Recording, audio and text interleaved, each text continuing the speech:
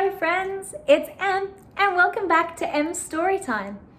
Today's story I have chosen to share is this one, and it's called The Story of Ferdinand, and it's about this little bull on the front. Would you like to share it? Come on, let's go. The Story of Ferdinand by Munro and Robert Lawson.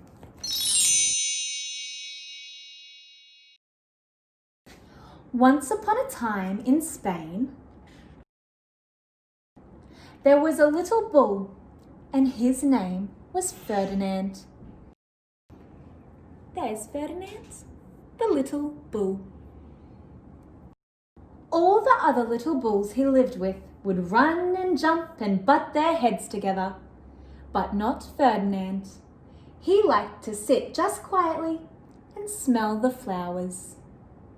He had a favourite spot out in the pasture under a cork tree. There's the cork tree.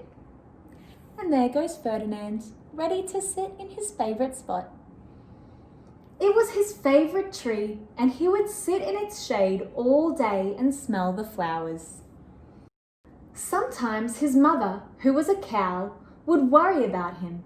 She was afraid he would be lonesome all by himself. "Why don't you run and play with the other little bulls and skip and butt your head?" she would say. But Ferdinand would shake his head. "I like it better here, where I can just sit quietly and smell the flowers." There's Ferdinand, sitting in the flower bed, just quietly smelling his favourite flowers. His mother saw that he was not lonesome, and because she was an understanding mother, even though she was a cow, she let him just sit there and be happy. As the years went by, Ferdinand grew and grew until he was very big and strong. All the other bulls who had grown up with him in the same pasture would fight each other all day. Whoa, look how big little Ferdinand is now. He has grown so big and strong, hasn't he? They would butt each other and stick each other with their horns. What they wanted most of all was to be picked to fight at the bullfights in Madrid. Look at all the other bulls looking at this bullfighting poster.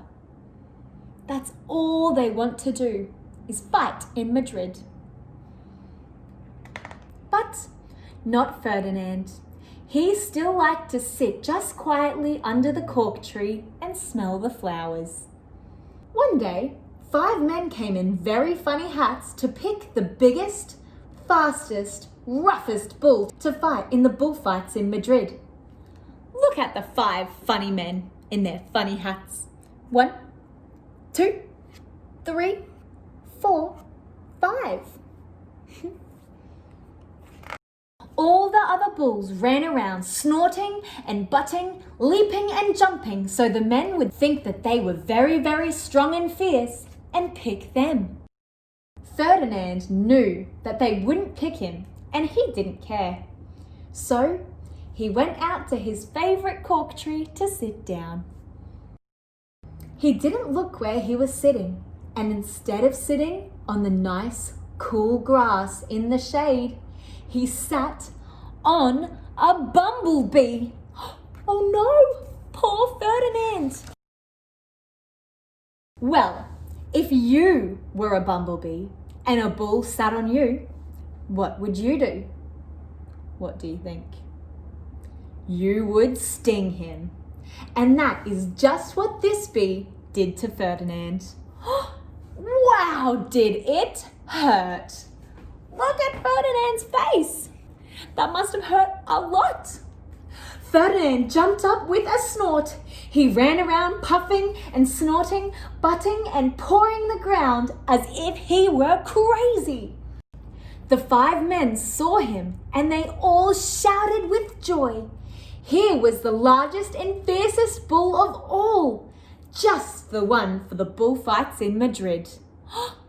Ferdinand has been chosen by the men. So they took him away for the bullfight day in a cart. Off Ferdinand goes in the cart with the men to go to the bullfights in Madrid. And what a day it was! Flags were flying, bands were playing, and all the lovely ladies had flowers in their hair. They had a parade into the bullring. First came the banderilleros, with long sharp pins with ribbons on them to stick in the bull and make him angry. Oh no, to stick the bull and make him angry? Next came the picadors, who rode skinny horses, and they had long spears to stick in the bull and make him even more angry. Oh no, if I was getting stuck with the spears, I would be angry too. Poor bull, poor Ferdinand. Then came the matador, the proudest of all. He thought he was very handsome and bowed to the ladies. He had a red cape and a sword and was supposed to stick the bull last of all. Then came the bull, and you know who that was, don't you? Ferdinand. There he is, poking his head out. They called him Ferdinand the Fierce, and the banderilleros were afraid of him, and the picadors were afraid of him, and the matador was scared stiff. Look at the matador's face. Very scared, wouldn't you say? Ferdinand ran to the middle of the ring, and everyone shouted and clapped because they thought he was going to fight fiercely and butt and snort and stick his horns around. But not Ferdinand. When he got to the middle of the ring, he saw the flowers in all the lovely ladies' hair and just sat down quietly and smelled. Oh, just like he used to do at home. He wouldn't fight and be fierce no matter what they did. He just sat and smelled. And the banderilleros were angry. And the picadors were even more angry. And the matador was so angry, he cried because he couldn't show off his cape and sword. So they had to take Ferdinand home. And for all I know, he is sitting there still, under his favourite cork tree, smelling the flowers just quietly. He is very happy. And that is the end of the story of Ferdinand. How lovely! Did you like that one? I especially liked how when all the other bulls were fighting and butting and snorting around, Ferdinand just sat and did exactly as he liked, even though it was different from the others.